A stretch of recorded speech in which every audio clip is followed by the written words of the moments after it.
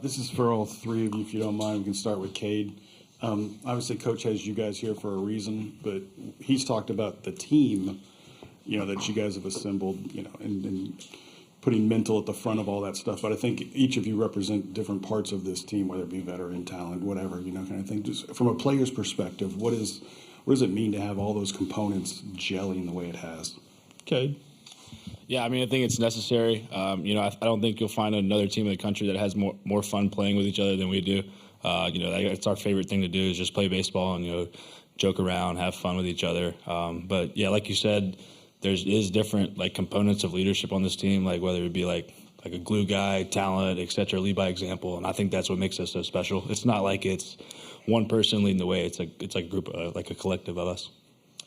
Dylan?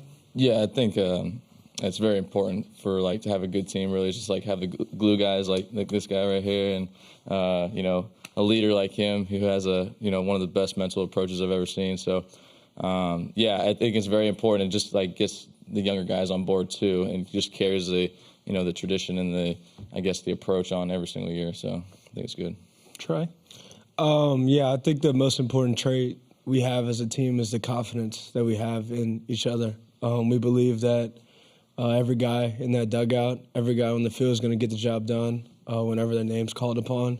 And it's just a great feeling when you're in the game and you know that you have all those dudes in the dugout behind your back,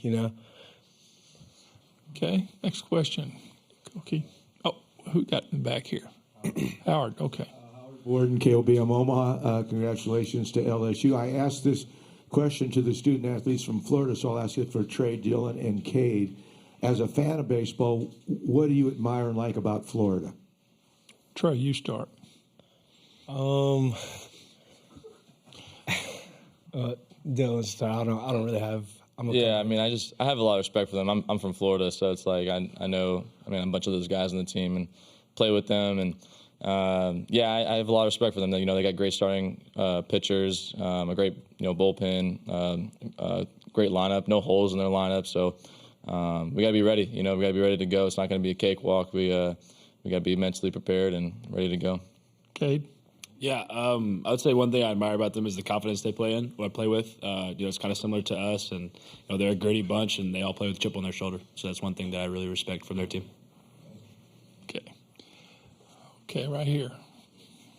Michael Farrar with Berg Sports Network. Trey, kind of a two-part question for you. Could you talk about the fan base behind you guys from last night, and what's it like to have another SEC team face you in the championship? Yeah, we have the best fans in the country, and that showed last night. It was awesome celebrating with our guys on the field, and then we turn and we look at the fans, and they're all on the rail, standing up, cheering, chanting LSU. If that didn't give you goosebumps, then I don't know what else would. But, that feeling was amazing. And what was the second question? I'm sorry. What's it like to see another SEC opponent in the championship? Oh, yeah. That just shows that's why we're here. That's why we came to play for the SEC. We believe it's the best conference in baseball. And, the history shows what that trophy, where that trophy's gone multiple times. So, yeah. We'll go with Koki here. Dylan, is it easier for you guys to prepare for a matchup like this when you're facing a team that's pretty similar to you guys, with the big names, big guys in the order, et cetera, et cetera? Yeah, I wouldn't say it's easier, honestly. We have the same approach every team. Everybody's nameless and faceless to us. We don't change based on the opponent. We just stick to our plans and our approaches, and if we do what we're supposed to do and trust in our preparation every single day, good things will happen. Glenn? Glenn Westco, 247. This will be for Dylan and Cade. Do you guys think that the last three nights, just being able to play in those high-intensity, high-emotional situations, you think that's an advantage for you guys going into this series in terms of just riding that momentum into these next couple days? Yeah, I think we do well with games being played back to back to back. It keeps the momentum going for sure. It just keeps the gas on the pedal to the metal, the little saying. But we just keep going. Really, keep the momentum going, keep it going for this weekend. Okay.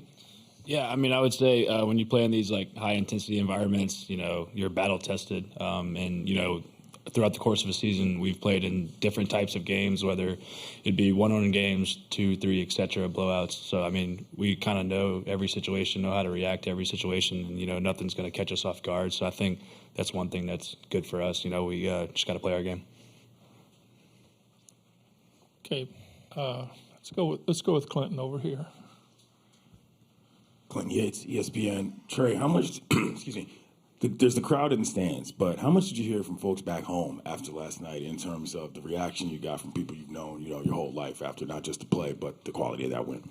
Yeah, I mean, it was awesome. As soon as I checked my phone, seeing all the text messages, all the mentions on Twitter, Instagram, and just people really that I haven't talked to in a while, just saying how proud they are of me and this team and the history that we have the chance to make. It was awesome. Okay, go Wilson back here. Wilson Hauser from The Advocate for Cade. How does being here for 5 years and all the things that you've gone through shape the way you've thought about like the week that you've been here and like trying to maybe pick up like the name card and all those sorts of things? How has that maybe shaped the way you've gone about being here?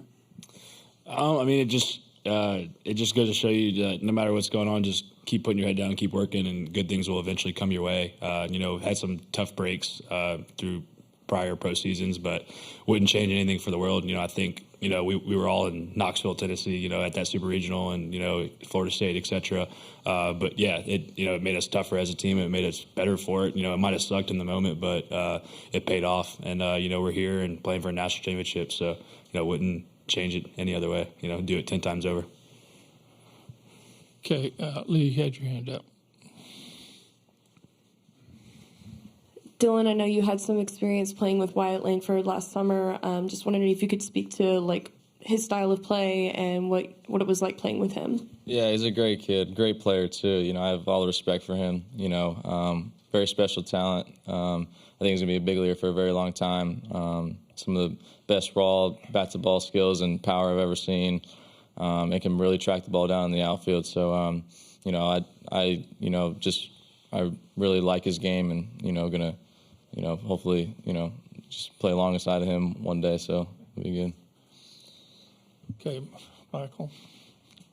I'd like all three players to answer this if you could. Coach talked about transitioning from the bracket style of play to the championship series.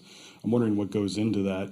And then he's also shared a couple of stories like the whiteboard, planning out the pitching. It seems the simpler the message, the more effective it is. Is that accurate? Okay. Yeah, I mean, I would agree with your last statement for sure. When he was listing out the pitching, and you're seeing all these names on the board, and you're seeing Skeens' name on Thursday. The plan seems pretty simple. Get the ball to Paul. That was our goal to get Paul to Thursday, and have Thatch come in behind him. But yeah, the simpler the message usually is, the better. At this point in the year, you don't need to overcomplicate things. Like, we are who we are, and we have a great group, and we're very competitive, and we love playing baseball. So I mean, yeah, no need to overcomplicate things. Keep it simple. Dylan? Yeah, it's funny. Just when we write it all down on the board, it seems so simple. Yeah, it's. I mean, that's something that I've learned a lot this year, is learning how to keep things simple and just take it one pitch at a time. So. Yeah, that's just kind of our mindset going in, this past couple of games. Just win that first one and give the ball over to Paul, and that's what we did. And that was his game, and Tommy was able to hit the homer for us. It was awesome. Trey? I'd say going into the championship series, our mindset doesn't change. It's always been like we're playing a one-game playoff. We're going to win one pitch at a time.